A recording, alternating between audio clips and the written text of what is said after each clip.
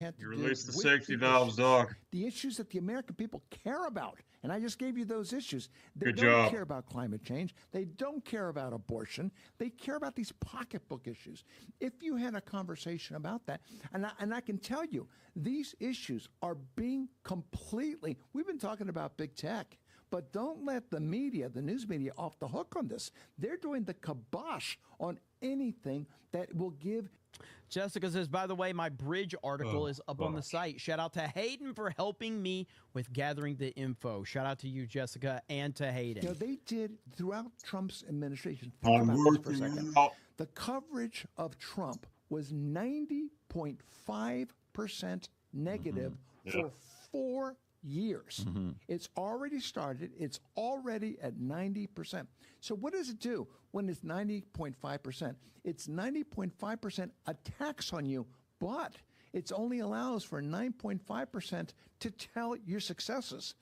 Yeah, and that's the thing, too. That, again, it goes back to what I just said about 2016 and how what he's accomplished is just not, it's not possible, but yet he's done it. It's not possible for him to overcome the most powerful, evil people in the world, and that's what he's done.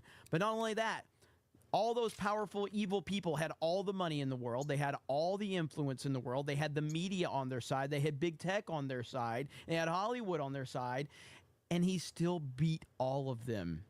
So, of course, they were pissed in 2020. Of course, the empire was going to strike back in 2020. Of course, it was going to happen.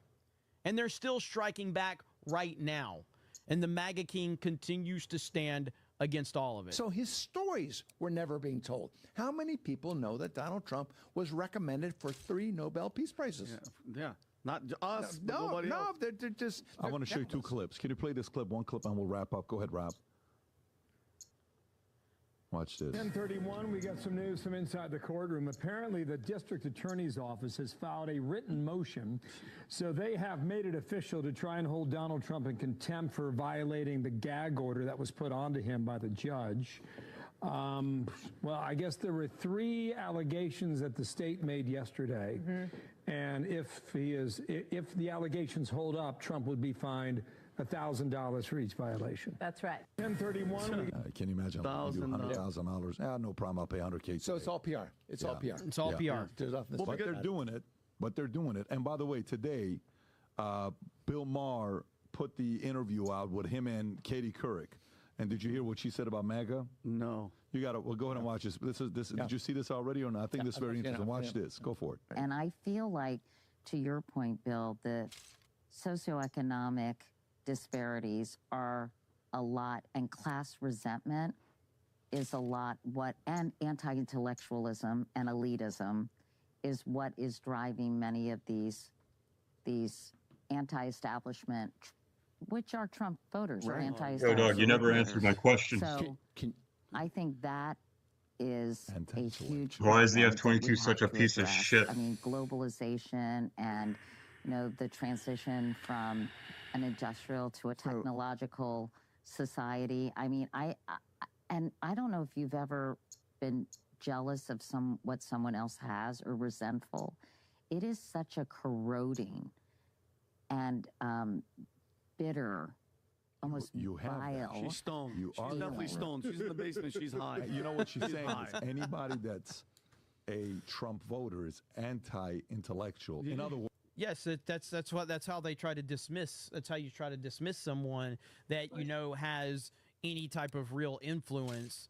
You try to just dismiss them with they're just not smart, or they're misinformed, or they're low IQ, or whatever. That's a classic case of trying to do that. Words, you are dumb, is what she called you. And deplorable. You are deplorable. But look, you don't get much more elitist. Than what you did, that man pretentious and elitist. Has to. And by the way, the idea of class resentment, that's been a signature of the far left since the beginning of time. That's not been a conservative MAGA position. That's been Katie Couric's position and her side the whole time. So she's somewhere between uber elitist and downright stupid in that comment. Well, that's where she is, and we applaud her for it because that's the position she chooses to take. these people are out of their minds. They're out of their minds. But it's not surprising. It's not surprising at all. So we're going to continue to follow it, call it out. The and, fucking F-18 is the best jet in the world, like, dog. I just can't believe that they haven't really figured out that their methods are not beneficial to their cause. What? But at the same time, when you constantly see that, you're like, Nah. maybe it's because they're not worried about it. Maybe it's because they know they don't actually need to worry about convincing the masses to agree with them because they have another plan. And we all saw what happened in 2020. Maybe that's what's going on. You never know. Jared Armstrong says, listen, you should check out the weirdos at Columbia. Yeah, I've seen a lot of that going on with Columbia. Disney Parkinator says, hail Jeremy, 3D Joe's is the website that has the G.I. Joe book. Also should make that movie about working in retail and lobster races, Trump 2024. Yeah, I would love to do that one day. Time will tell if we can actually get around to that. But we will see. We will see. But yeah, so the Daily Wire, that's another thing I want to talk about. The Daily Wire melting down. All right? The Daily Wire has just completely lost it. I have no idea how the hell the Daily Wire is just... I don't know why this is happening. I don't know what's going on with the Daily Wire people, but Jeremy Boring is very, very triggered by Tucker Carlson. So Tucker Carlson made an appearance on Joe Rogan's podcast, and it kind of broke the internet, at least on platforms not YouTube, because... As a matter of fact, let me look. So let me look at this Joe Rogan, Tucker Carlson. How many views does it have? It's only got 5.7 million views in 3 days. That is, something's up with that. Something's up with that because that doesn't make sense. I mean, again, is 5.7 million views a lot? It absolutely is, but not for Tucker Carlson and Joe Rogan. That is 1,000%. 1,000% off base there. Something's up with that. I don't agree with that one at all. But anyway, so Tucker had a lot to say during the Joe Rogan podcast, and Jeremy Boring, the Daily Wire CEO, basically was subtweeting things, calling out Tucker without actually saying his name. And yeah, it's just a weird dynamic, and I don't know if Ben Shapiro's jumped in on this or not. I'm sure Ben Shapiro has had something to say about it, but I only saw Jeremy Boring's comments about it, and it didn't go over very well. It did not go over very well at all. Matter of fact, let me pull Jeremy Boring's tweets up if I can find them. I might have to go back a couple of... Man, Jeremy Boring tweets a lot these days. Oh, here's Ben Shapiro. Okay, so Jeremy Boring retweets Ben Shapiro to kind of back up his whole claim. So Patrick Bet David quote tweeted Jeremy Boring. Here we go right here. So, yeah, people who deny the moon landing or suggest America is evil for its use of atomic weapons against Imperial Japan or say that George Bush was behind 9/11 actually hate this country. He has basically been ratioed. You see, Lauren Chin has ratioed him nearly as well. Yeah, if you question the government, you hate your country. Okay, first of all, any defense of George W. Bush, I will not support in any way, shape, or form. George W. Bush is a evil fucking human being. All right? George W. Bush deserves no sympathy, no respect, and no benefit of the doubt in any way, shape, or form. I despise George Bush with every bone in my body. I have zero respect for George Bush. And so I am all for people questioning George Bush and labeling George Bush what he is. He is awful. So yeah. Don't you dare question George Bush. You hate America. And there is, again, man, they all hate Trump. They're all against Donald Trump. So this was a subtweet, a direct response to Tucker Carlson on his appearance on the Joe Rogan show. And then it looks like we've got, so then, you know, here's Patrick Bet David responding to it. And then I think Jeremy Boring responded to this. Right. So right here it is. Jeremy, Isn't the entire premise of being a critical thinker to question things? Some of the best podcasters and influencers are those who ask questions no one else is asking.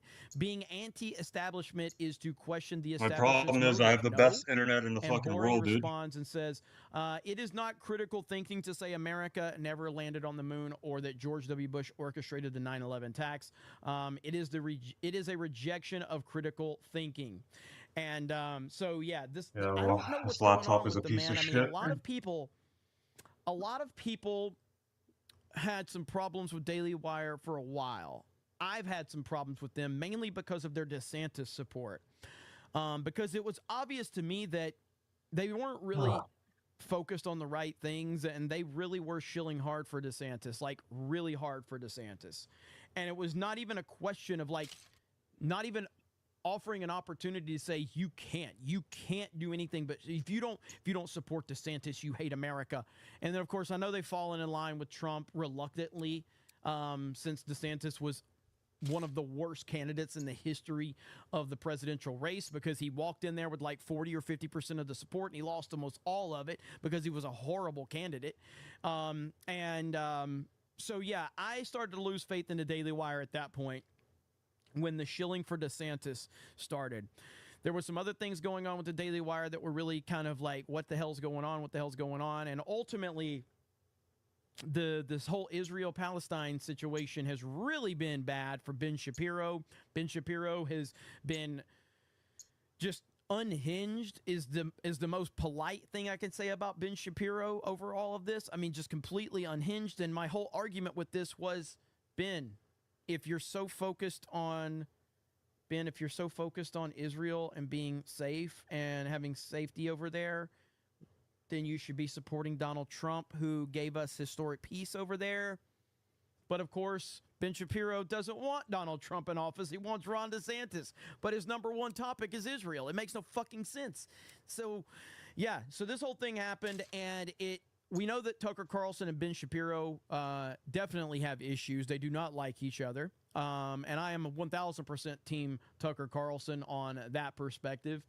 And so, yeah, so Ben Shapiro then, looks like I didn't know this, but so here's Shapiro right here.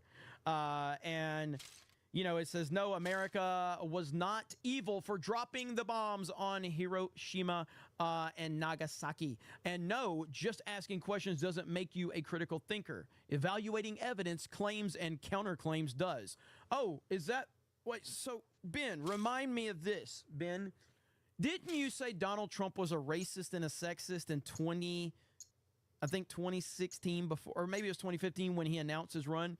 You said Donald Trump is a racist and a sexist and a misogynist, correct? You did say that. That's on, like, there's video evidence of it. I've made a video on this channel where Ben Shapiro called Trump a racist, a sexist, and a misogynist. Interesting. Interesting how you want to talk about, you know, evaluating evidence and claims, counterclaims, but you had no problem calling Donald Trump a sexist, a racist, and a misogynist. And you didn't have any information. All you had was a bunch of screeching SJWs running their mouths. And so, again, this is...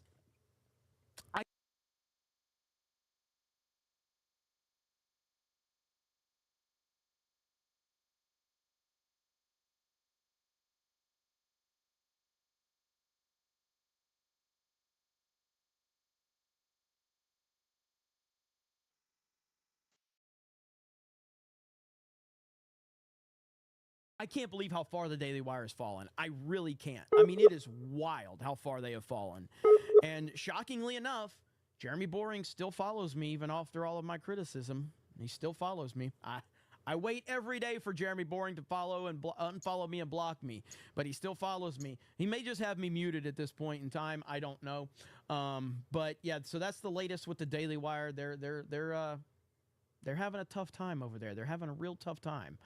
And I don't really know why, but I'm okay with it. And I think that DeSantis broke them. I really think that their support of DeSantis, I really think that that broke them. I think it broke their brains because they were convinced that Ron DeSantis was going to be the nominee. They were 1,000% convinced that DeSantis is going to be the nominee, and it obviously didn't happen. what a wild kind of a turn of events it's been since then. Now, we do have, now that we're at peak viewership, I got to show the Alec Baldwin thing. But before I get to that, we got Hayden Wayne for 50. Says Jessica Lindstrom has an article up on Geeks and Gamers website that is a great overlook into Bridge and what it is. Thanks, Jessica, for picking this one up. And thank you, Hayden and Jessica. Appreciate both of you. Jessica's doing a great job over on the website, by the way, so shout out to her. And shout out to you, Hayden. Thank you for all the info. Chris has multiple choice. Let's see here. Jeremy, A, World War III in 2025. B, fortified election in November. Let's see. C, Temple, Wet Dream, Civil War. Or D, global financial collapse. Good Lord. What the fuck? How do I answer that, Chris? World War III in 2025, a fortified election in November, Temple, Wet Dream, Civil War, or global financial collapse? I mean, personally, and I've already said this, I believe we're already in a civil war. I believe we're already in a civil war. I just don't believe it's the civil war that people are expecting. But the fact is Donald Trump is under arrest, and he's been arrested and he's been indicted 91. He's got 91 counts or something like that. If that doesn't define, and basically you are telling over half the country that your votes don't matter. You know what I mean? So it's like, to me, I think we already are in a civil war. I firmly believe that. And thank you to Elon Musk again, because if Elon would not have bought Twitter, if Elon would not have bought Twitter, I don't know what everything looks like at this point in time. I have no idea, but I'm thankful he did. But then you've got this whole scenario here with Google, and I'm sure most of you saw my my video on this over on Geeks and Gamers, but if you didn't, and I think this is directly I think this is a direct response to Elon Musk's Twitter. I still don't know what to make of this, but this is an interesting story right here. Alphabet CEO Sundar Pichai announcing this big company reorganization in a new memo, consolidating teams to help develop AI products more quickly. But he also hinted at a new type of workplace culture for Google. Deirdre Bosa has the details in today's Tech Check. Hey, Dee. Hey, Carl, good morning. So let me give you a bit of context. Google has really been the poster child of cuddly tech culture, kombucha on tap, masseuses on staff. That's the softer side of it. But also, for many years, it tolerated an openness for employees to bring social, political causes to work, mix ethics and business. Its founding mantra, even a biggest example of this, don't be evil. But we are increasingly seeing a tougher Google and a tougher Sundar Pichai at the top, necessitated perhaps by this increasingly competitive race in AI. Pichai just sent a note to employees outlining how he is going to streamline the business to simplify structure, improve velocity and execution.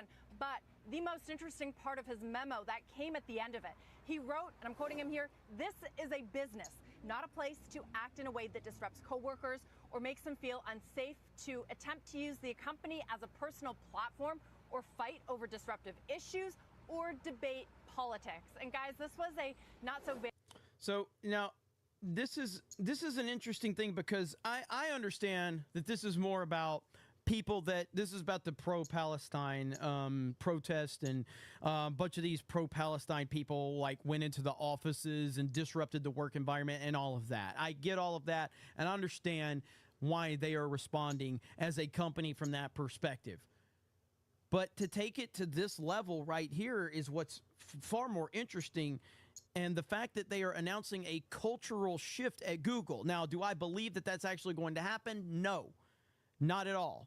I'm questioning the fact that why are they even saying something like this? This is a very interesting dynamic right now, and I think that there's something far more devious going on behind the scenes when they come out with something like this, other than the fact of, oh, we're just want to get politics. I don't necessarily believe that, but it's interesting language, to say the least.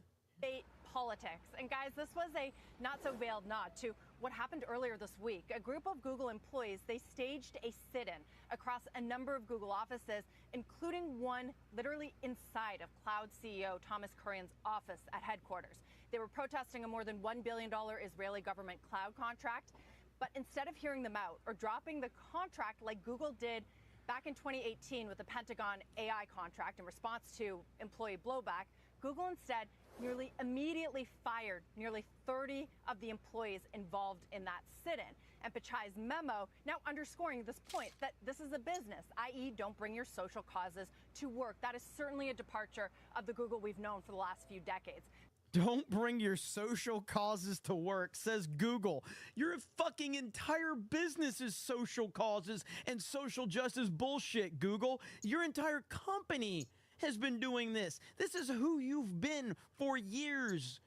This is who Google has been. And now suddenly to tell people not to do it? I ain't buying that, dude. I ain't buying that at all. I love the fact that the woke people have been, terminated, but I ain't buying that Google's just like, don't bring your politics to work. Oh, get the hell out of here, Google. But again, I look at something like this and I go, is that because of Elon Musk? Is this because of the shift that Elon Musk has created with Twitter? And I think that that's a very strong possibility. I think it's a very strong possibility. Let's see. Garfield's Bizarre Adventure says, earlier on Ripa's live stream, somebody in the chat tried to virtue signal about Israel-Palestine situation.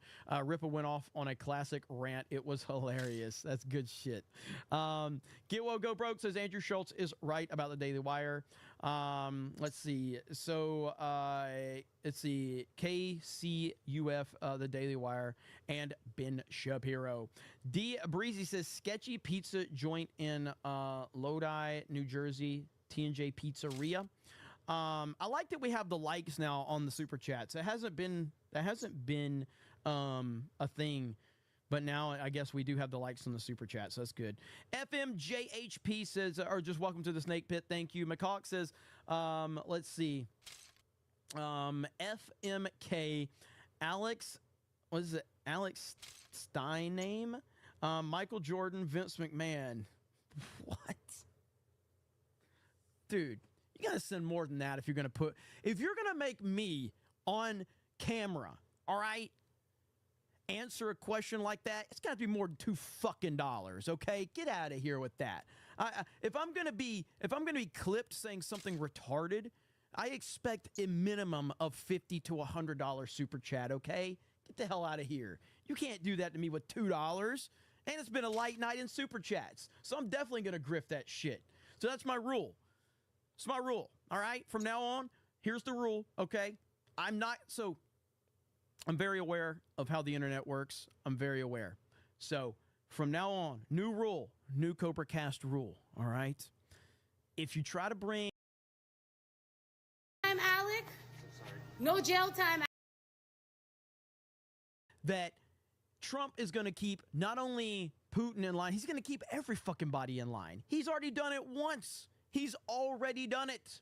Here we go. When an alpha and an alpha get in a room and they negotiate, there's a fair level of respect and admiration for each other. We can look at case study. The great thing about what I love the 2024 elections for is the following. Here's why I love the case study of what we have today. I think it's going to be used for decades, if not centuries to come. And here's what the case study is.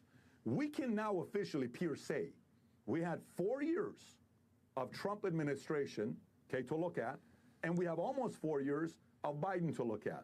We can compare economy to economy, peace to peace, wars to wars, unemployment to unemployment. We can look at every single thing. And there is zero proof from those who are skeptical on your end, worried about the fact that Putin's going to attack Poland, that Trump would allow something like that to happen, because it never happened under his regime during the 4 years that was there. We feared ISIS. When's the last time you used the word ISIS? We feared, this guy went after Qasem Soleimani, who was supposed to be the number 2, number 3 guy in the world. Now, this part right here is my favorite part of what Patrick Bet David says. This is my favorite part right here. So listen in. We feared this guy went after Qasem Soleimani, who was supposed to be the number 2, number 3 guy in the world in Iran, and potentially was going to run Iran. And he was a leader of all these guys behind closed doors, all these proxy wars. You killed that guy?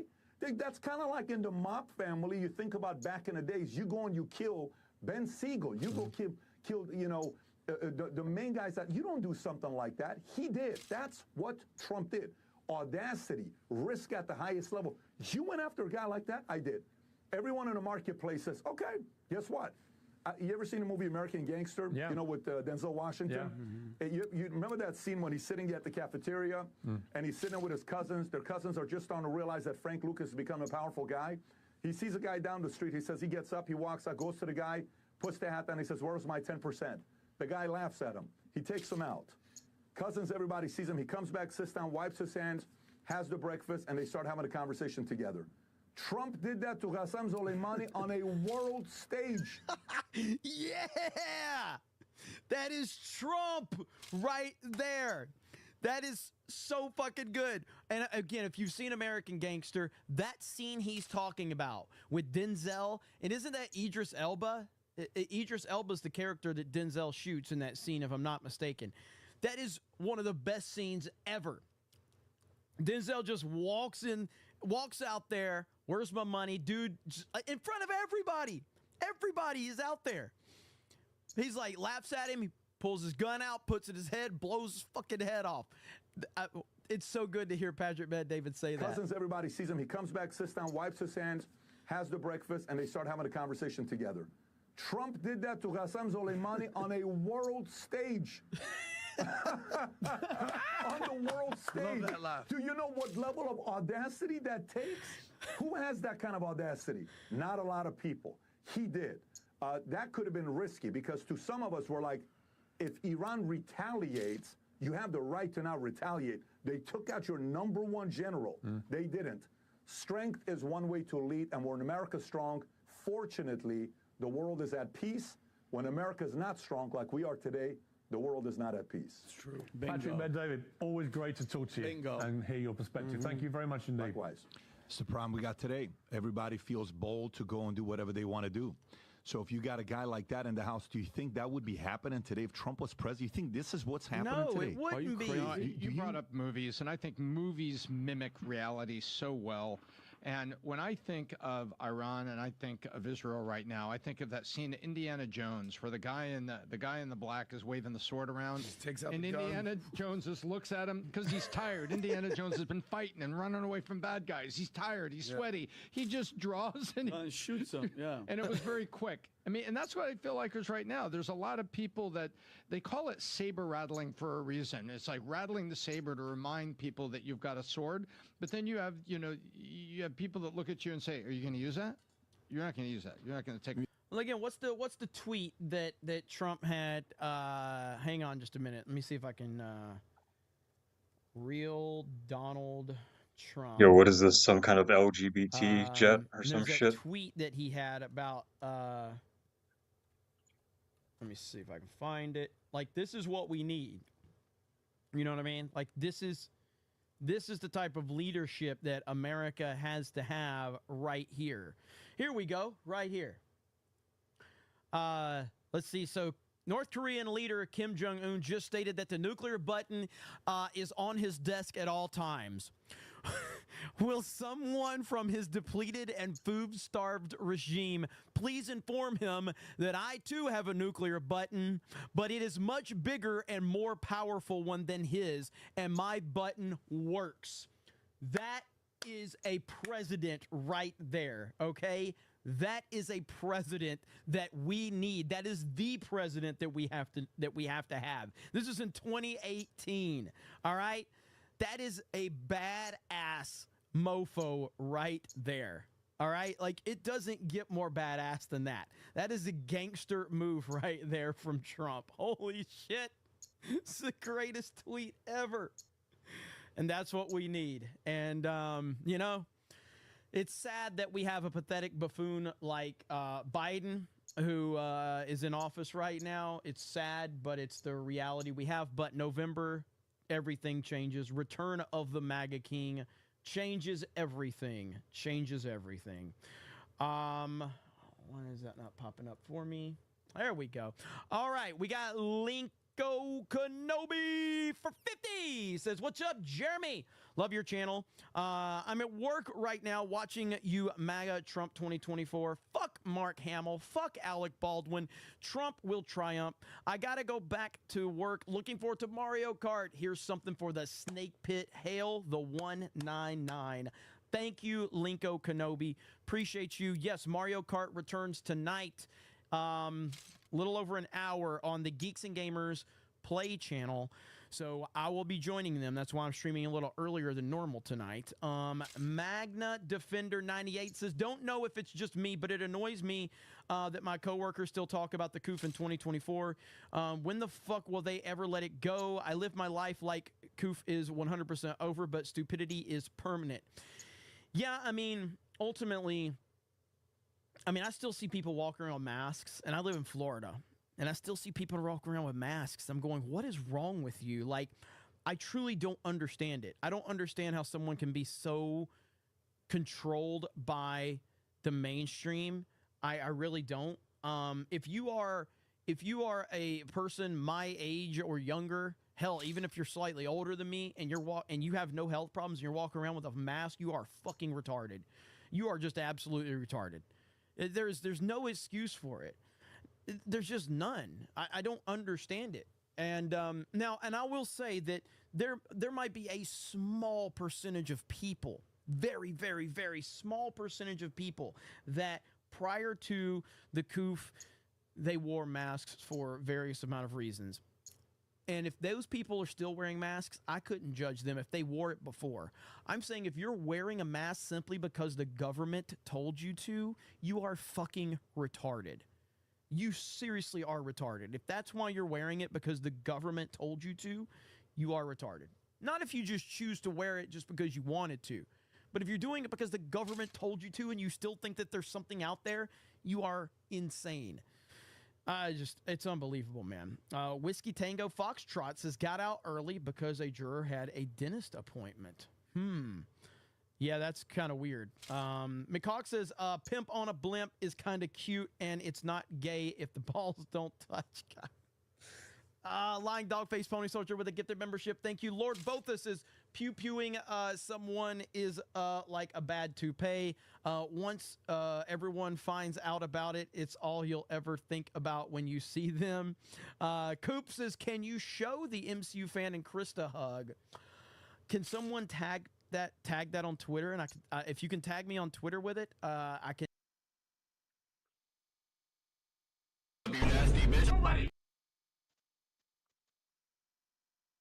Real, but it is. Here we go. I've never thought I'd see a time when I'm going through a neighborhood or a rural town in the West or something and see big signs that have a Trump sign in the middle that says F. Biden, and having a little kid standing with his middle finger, 7 years old, 8 years old. Well, I promise it happens all the time. So I responded with that, fuck Joe Biden, let's go. Stone Cold said so, baby.